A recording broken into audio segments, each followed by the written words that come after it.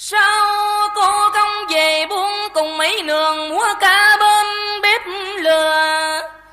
Sao cô ngồi đây bên con suối nhỏ hát bài ca buồn như con chim nhỏ xa rừng?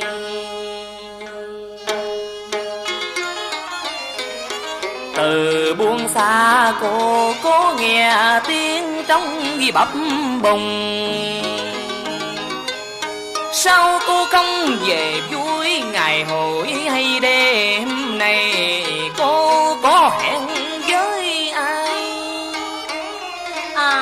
Tối nay con trăng có hẹn về đây cùng tâm suy với Bu Ram.